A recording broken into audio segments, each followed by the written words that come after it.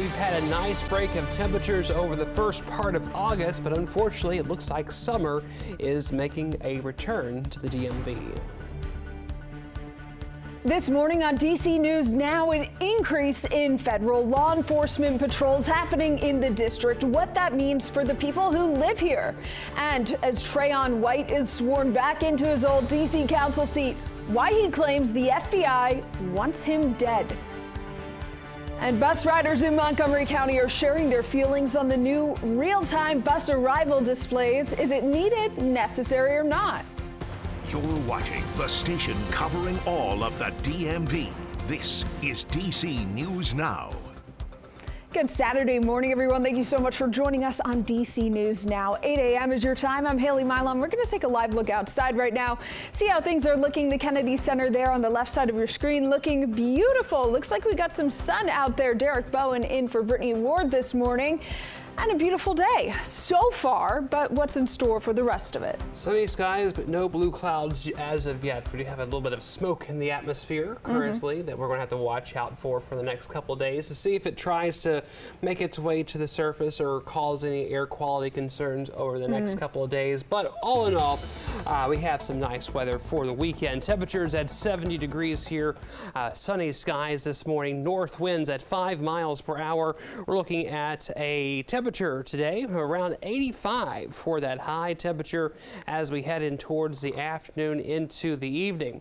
We have a trough back off towards the west, along with the center of low pressure, as well as a cold front that is coming in and across the middle part of the country right now, causing some flood watch concerns from Kansas up towards into Missouri, Iowa, into Wisconsin as well, also causing some storms across Iowa this early morning as well. But all in all here locally, we're just sitting with some nice high pressure over us currently. Have a low pressure system off and along towards the Atlantic, but all in all, things are quiet here in the DMV. We're looking at temperatures here in Washington at 70 degrees. However, a pair of 69s from New York down towards Richmond, 64 in Charleston, West Virginia, 71 in towards Columbus, a pair of 7s in Chicago. Things are warming up in and across the country, especially the center part, where temperatures are into the 80s. All right, Derek, thank you so much. More federal officers are patrolling the streets in the district. The president ordering the increase to last for at least a week. Our Daniel Hamburg reports that the multi-agency effort comes as crime is actually down. The White House says this federal law enforcement presence will be felt for at least the next week. It's all a part of what President Trump says is making D.C. safe again. Agencies participating include U.S. Park Police, U.S. Capitol Police, Homeland Security, the Federal Protective Service, DEA, ATF, U.S. Marshals, and the U.S. Attorney's Office for D.C. Trump has said he wants to see teenagers charged as adults after two 15-year-olds were arrested in connection with the beating of that former DOJ employee. Trump says D.C. is weak on crime. The data from D.C. police, however, shows the district is experiencing a 30-year low in crime. Violent crime down 26%, with a 35% drop overall. Many people who live here say the federal presence is unnecessary, but some tourists appreciate it. I don't see a big problem with crime in the city as opposed to any other big city. I think if you look at the stats, actually, violent crime in the city has actually gone down. But, it's just Trump's need to have to actually, grab something else. It's very important that people get it because they don't feel safe walking from restaurants, going to their cars and so forth. So I think it's a great idea. The more we can do to protect the citizens, the better. Meanwhile, many local elected officials are again pointing to the need for more judges to actually hear the criminal cases that are trying to be brought before them. Again, the White House says that this increased federal presence will last for the next 7 days, which started at midnight. In Northeast, Daniel Hamburg, DC News Now. Daniel, thank you. And as Daniel reported, the president calling for a crime crackdown, but violent crime in the district is dropping. D.C. police data show that from 2015 to 2024, total violent crime is actually down 35%. As of today, violent crime down 26% from the same time last year. Homicides down 12%. And assault with a dangerous weapon down 20%. Total crime down 7% from a year ago. And happening now in Western Maryland, it is against the law to sleep in a public place in Hagerstown. That includes sleeping in your car if it's parked on the street. If you're caught doing so, you will face a $500 fine and 6 months in jail. Critics of the ban say it's an overreach, but the Hagerstown police chief claims the ordinance is designed to deal with only the most extreme cases of public disruption.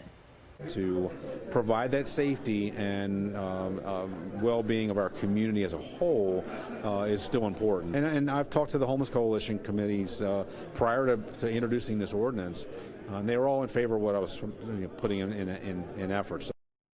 This ordinance will be in place for 6 months, and then the city council can extend it. Maryland state legislators are considering a bill that would ban and make this illegal. Developing now, a police officer is dead following an active shooter incident in Atlanta. Yesterday, the active shooter alert spread across Emory University's campus.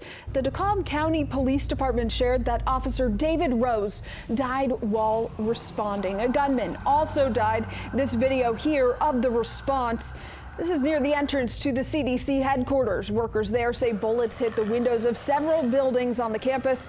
The university says it's lifted the shelter-in-place order, but they're still asking people to avoid the area as police investigate. A vigil to honor a man killed outside of a Northwest hotel earlier this week. The 27-year-old was shot several times in a parking garage near the Yotel on Sunday. Akeem Toure was from Maryland, and several family members and friends gathering here at a park in Riverdale to remember him. They brought balloons, pictures, candles, and friends say Akeem was a great person who cared deeply for others. He's always been a great guy. Honestly, just even hearing about this news, it was very shocking. Like, even to this day, I still don't really believe it. To see Akeem go like this is very devastating to all of us. Police are still searching for the shooter. If you know anything, they want to hear from you.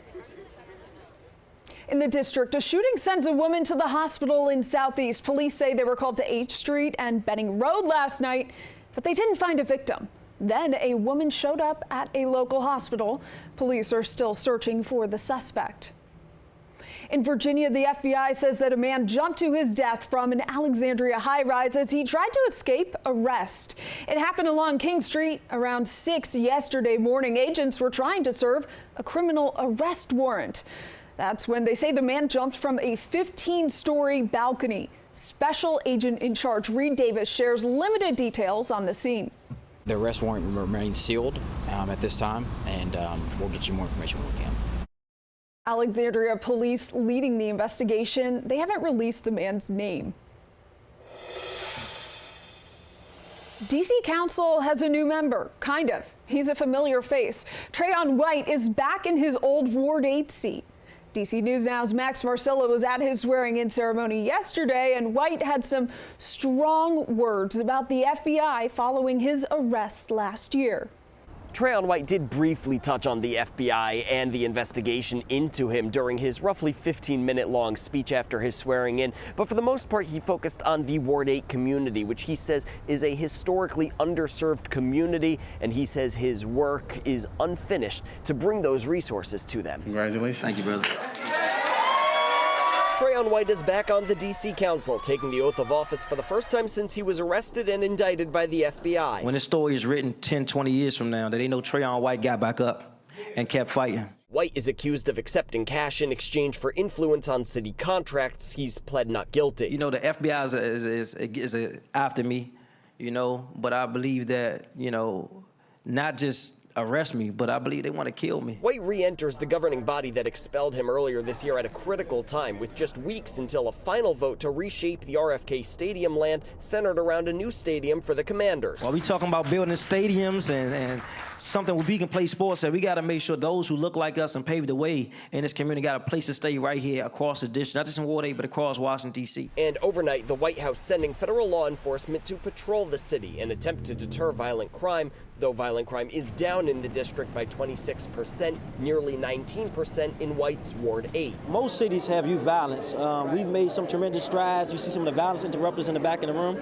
We can make progress in that, and I think that we've started a path that can help us decrease the violence in youth, but we got to have a greater investment, not a divestment. And on the RFK Stadium front, the previous vote was to approve the deal 9-3. The second and final vote only needs 7 yes votes. So not sure Trayon White's vote really may sway the deal, but we did ask him about it, and he said the most important thing to him is to add amendments to make sure that there are community benefits brought straight to Ward 8, not just building a stadium. Reporting at the Wilson Building, Max Marcilla, DC News Now. Max, thank you so much. And back in D.C., the Broccoli City Festival is here. The lineup including Chris Brown, Summer Walker, Bryson Tiller, and more. The festival says that the star-studded lineup of artists and immersive activities are designed to uplift and empower the community, saying attendees can look forward to a vibrant fusion of music, fashion, food, culture, and community. Gets kicked off today with the block party. And Derek, how are things looking outside for anyone who has outdoor plans, not just those going to that fun block party? Oh, everything looks absolutely gorgeous around the region. Temperatures as highs today will be into the middle 80s, so no matter what event you have around the DMV today, it's going to be a perfect weekend for it, and thankfully so, because we have temperatures that are about to soar back up into the 90s as we head into a new work week. Into the center part of the country right now, they're sitting with temperatures into the 80s, and with that ridge of high pressure, we have more of those warm temperatures coming over the next couple of days, with those temperatures going to start out the morning into the 70s. But until then, we're just watching and waiting. We have, of course, a heat advisory for the center part of the country from Oklahoma City down to Dallas, as well as Kansas City. Kansas City up towards Milwaukee, we do have a flood watch in effect with some severe thunderstorm warnings out across Iowa right now. We do have, of course, that going on here locally. We have, of course, more of that heat and humidity going to be coming back into the picture as we head into the week ahead, with that trough looming in the background as we have that chance for rain to come mid to late week.